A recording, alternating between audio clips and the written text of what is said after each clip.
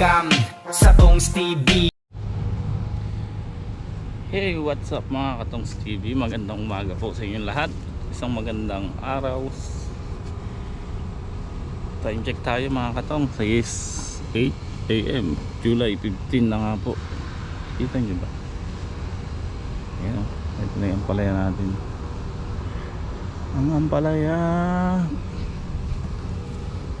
Payayari ko nga lang po mag-spray ng foliar, yung Miracle Grow na dala ni boss. Yun ang ni-spray natin na foliar dito. So eto, maganda arangkada. Sana tuloy-tuloy. Yun o.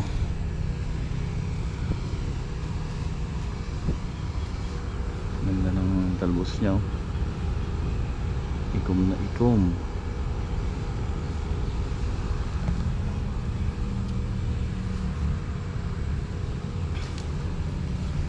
Yung okra natin hindi ata magbubunga, tabal. Hindi naman pinapatabaan yan, masyado lang makapal siguro. Siguro babawasan natin ng puno.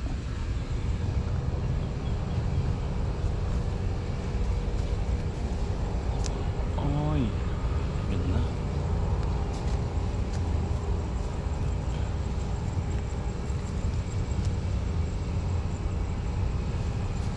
I-spray tayo ng Miracle Grow kanina. So tapos sila Greg, ayun, nagagrass cutter na nga po sa dulo. Bali ito, tapos na ni Utol kabitan ng kanto, one ply sa ibabaw at saka na ay lock na niya.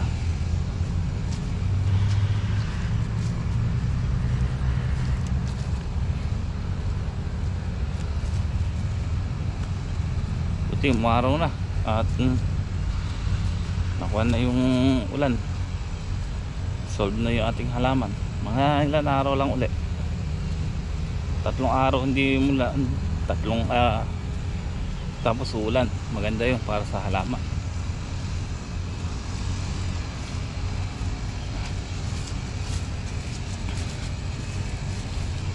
Pagkayari nila dito mag grass cutter yan, didiretso na nila dito yan. Yung gitna gagrass cutter nila para wala nang pamahayan ng mga insekto.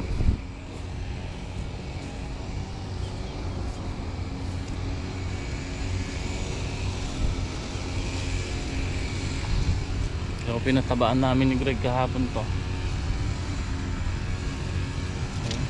Okay na.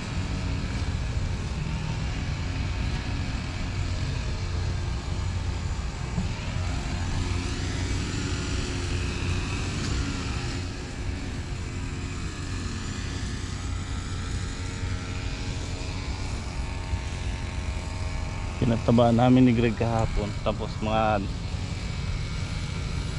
1 linggo pwede na namin paupuan to. Gawa ng mahaba na din yung ugat. Magsara pala.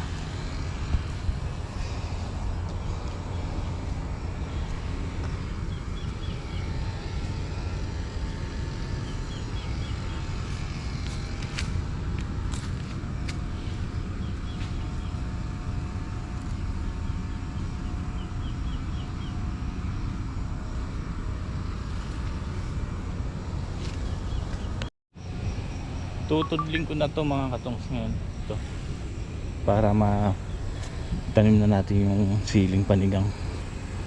So mga natin tudling dito na ilan tudling din yan. Pandaling ko, pwede naman tudling nga kahit basa, buhagig na may lupa dito.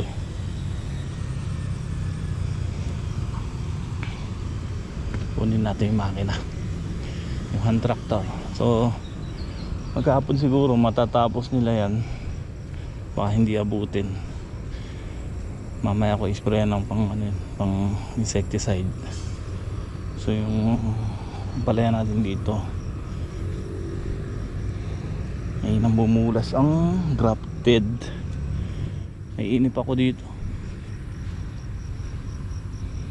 nakakainip yung bulas ng grafted. So in-sprayan ko kagabi ito ng ano Wokosim para sa kanya pampabulas, tapos pinatabaan ng calcium.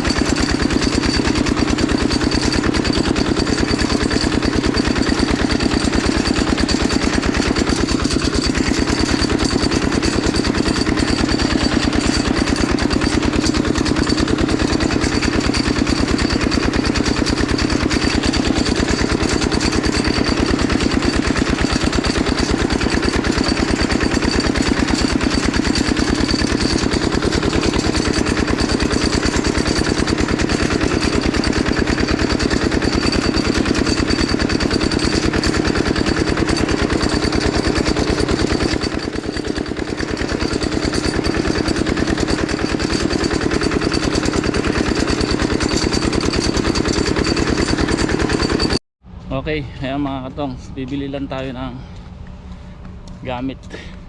Bili tayo ng gamot sa Concepcion kay Rancor. At teka, yung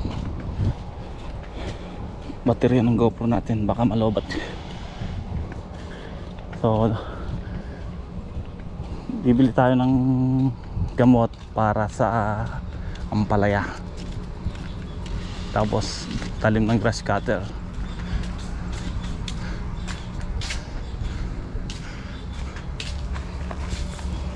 Full charge na ito.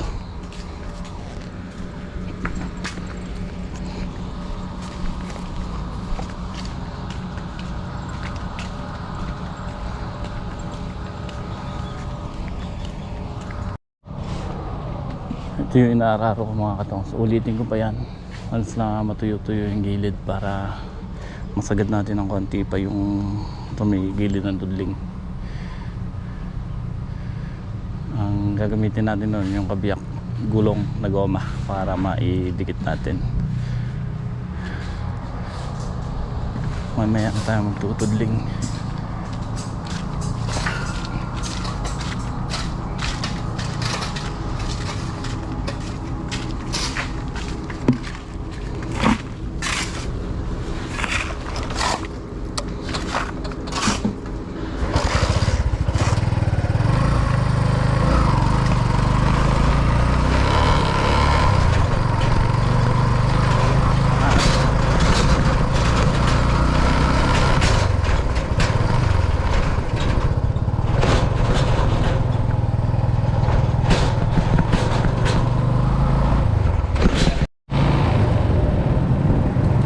Okay, dito na tayo kay Rancor.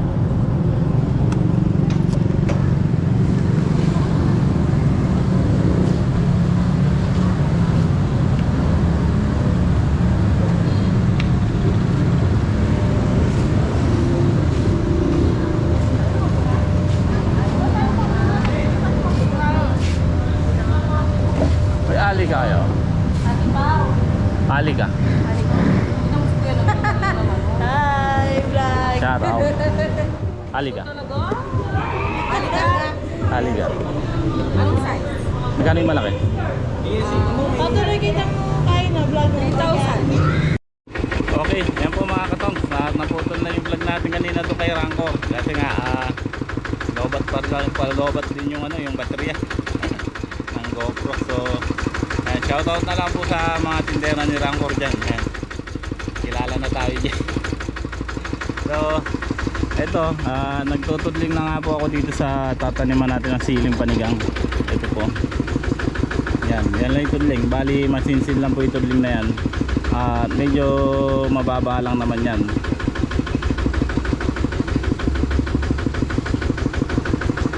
So, yan ang ginagawa ko ngayon. Habang yung dalawa, nag-grass cutter po dito sa nag-grass cutter po sila sa ampalaya.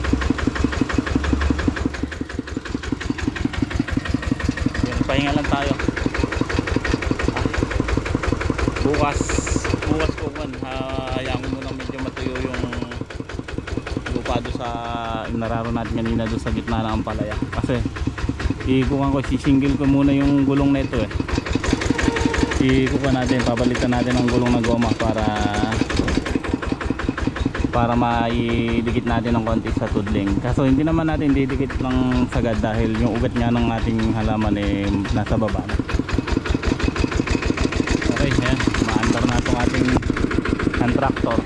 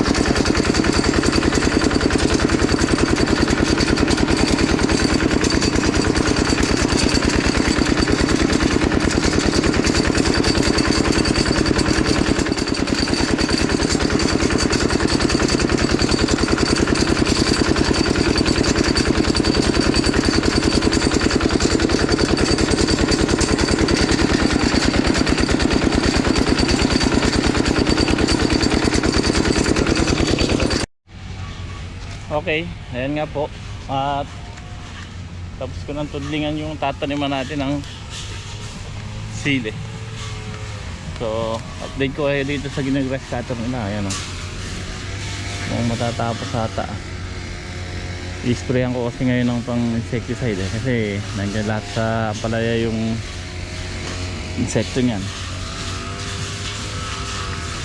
Ayan o, talagang nagagandahan ako sa bulas nito mga katongs, hindi tulad doon sa kabila.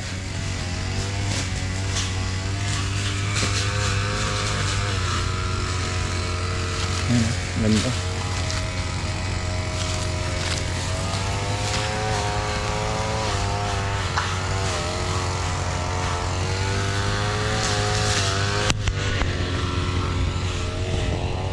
Matatapos ata nila.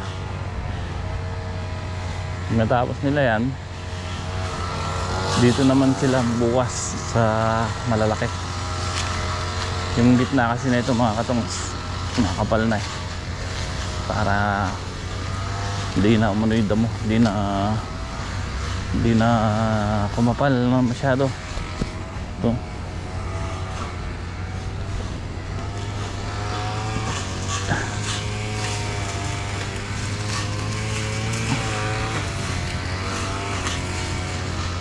balak ko sana i-7 pa dito sa pangalawa, kaya lang makapal naman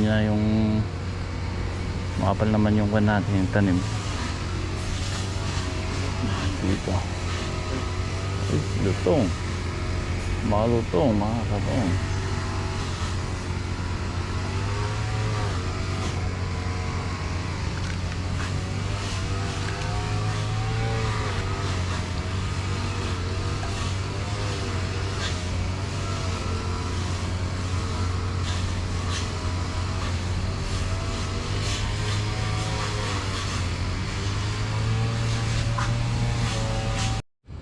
Dito nga mga katong sa maganda bulas ng grafted. Doon sa harap hindi ako nakuha doon hindi ako satisfy. Ito maganda oh.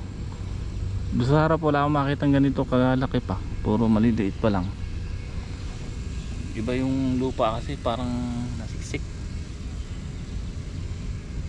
Ito kaganda ng mga bulas parehas puro ganyan Tapos yung dito rin, ang ganda ng nagiging bulas yung nandito, yung nararaw kanina. So biruin nyo mga katong, iba-iba kasi naging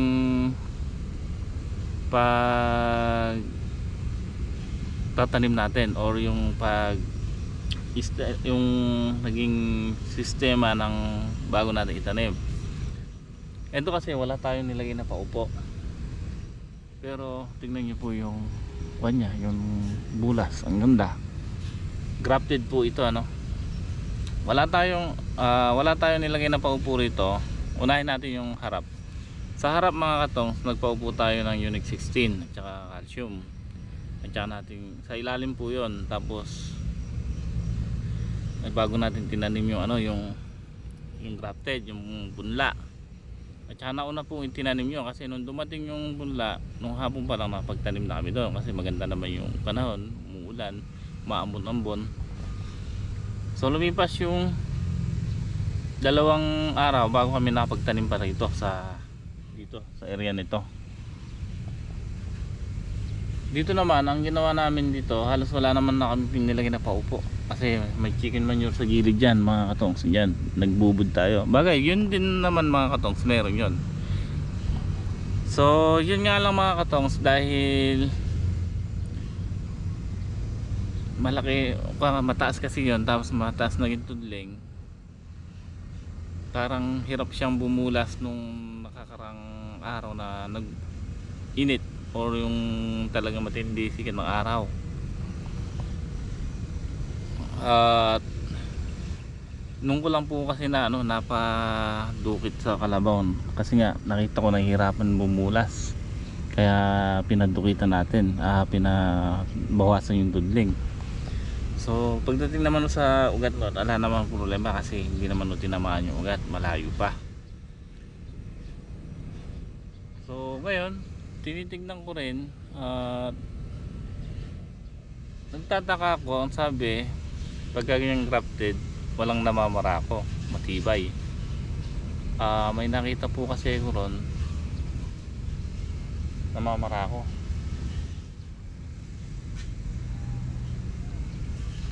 May mga ilan namamarako doon, kaya ewan ko kung saan yun, kasi dito naman halos wala akong maala naman dito. Ayun o, ang ganda ng nagiging bulas na dito mga katongs. Kaya iba naging kwan. Doon naman po kasi mga katongs, ang pinaupo ko doon, nagpaupo tayo ng ano, nung nagtudling tayo, naglagay tayo ng dupos sa tudling, kamukha ng ginawa ko dito sa harap, yung malalaki na yan, kasi nga kwan yan, buto.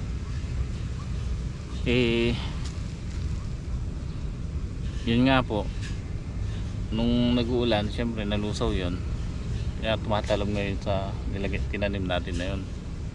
Doon lang talaga ako nasisiraan sa harap. Ewan ko kung ano pa harap. Eto kaganda-ganda ka ako ng gayak doon. Bagay, kung papansin niyo po mga katongs, dito ang bilis lumabong ng damo. Doon tingnan niyo po, malinis na malinis hanggang ngayon, walang damo. Parang ultimo damo, hirap silang bumulas doon. At ganun ang nakita ko sa lupa ron, parang napakahina, mahina siya. Tapos yung damo, sa damo lang tayo mag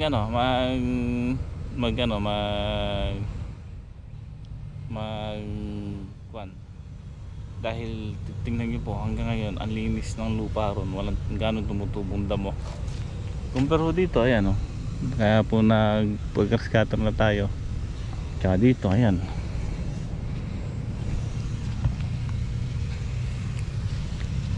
So yung ampalaya natin ito mga katongs, 27 days. Balak ko nga iwan gusto ko sana pa-shed kaya lang mahaba na, baka shed sana bagay, maluwang naman yung gagapangan yan, okay na yan. Tingnan nyo, ito na yung mga bunga nya, ganda, gandang lahat na yung bunga nya. Ayan po. Sa ngayon kasi mga katongs, baksak ang presyo ng palaya, kaya nagkuhan din, laking laking bagay nung naatrasado yung grafted natin ng isang buwan. Kung hindi naatrasado to, baka magha-harvest na tayo rito, nasa pool natin yung kamurahan ng palaya.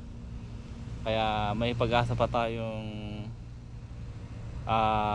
tumama sa magandang presyo. Kasi ayan, bata pa yung mga tanim natin. So ito, share ko po sa inyo yung ginagamit natin gamot. Yan. Ito yung binili natin. Ito lang mga katong, sa magkano na yan. Bali 8,000 kasama yung diesel, gasolina. Ayan o.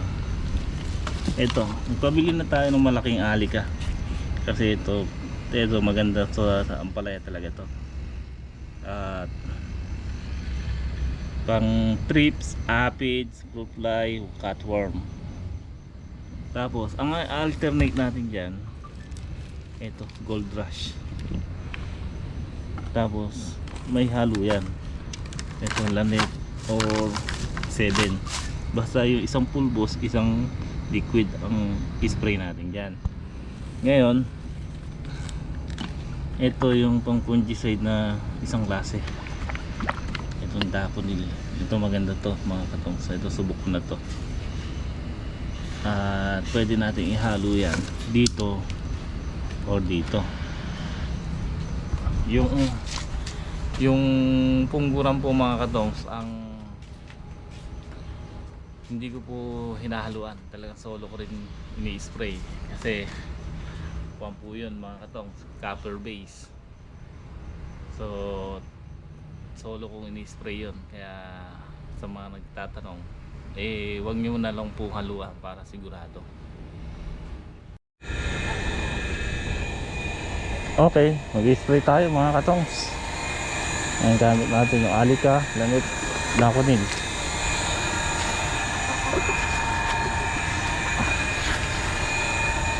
Yung mga manok natin, oh, kinakawanan na natin.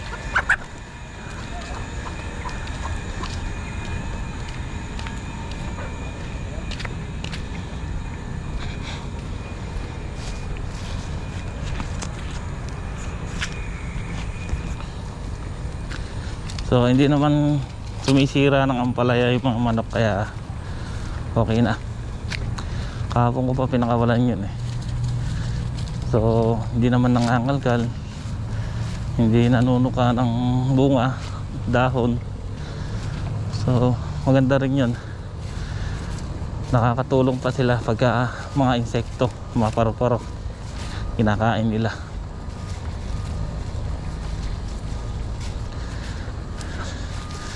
Yung damo, may lakas sila sa damo mga katongs. Doon o, tinutukaan nila yung damo.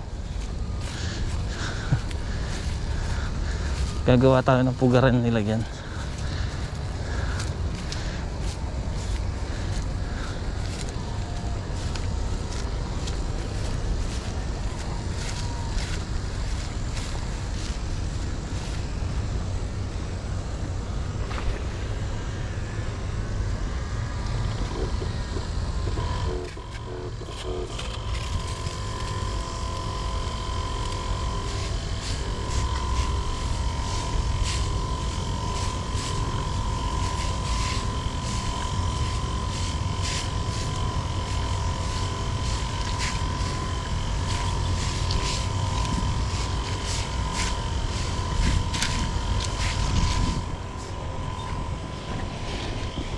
Yun yung mga ampalaya natin dito, parehas.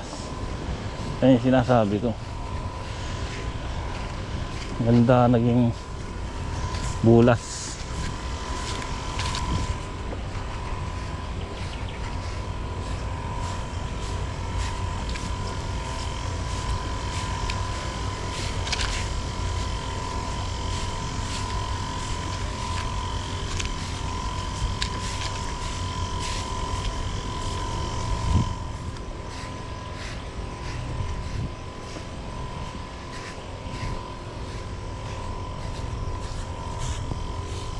Obligado nating bombahan at nag-grass cutter nga po, kaya yung mga insekto niyan, mga hanip, ililipat sa ampalaya yan. Wala na silang tataguan.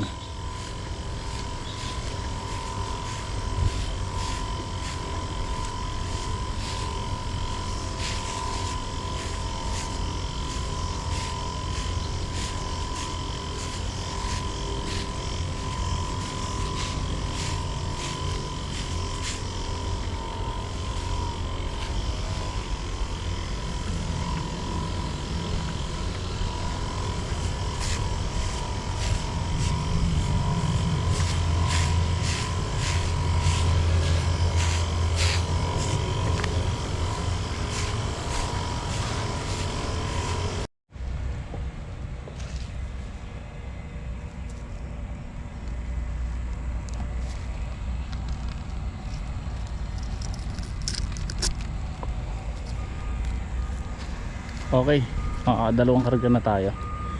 Ginulang pa tayo ng konti, 2 tudli. Pero isprayan ko na rin sili at yung papaya, kasi maraming fruit fly sa papaya eh. Kakarga pa tayo mga kalahati. Tapos ito, bukas ko na lang pala isprayan, kasi gagarkatirin nila din bukas to, para bukas ng hapon, para yung aakyat na insekto sapul na din natin. Ayan. Tapos na nga po sila mag-grass cutter dito.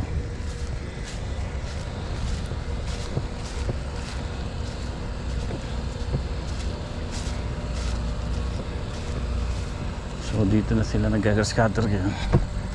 Bukas ito, yayariin din, mayayari din ito bukas. Ayan.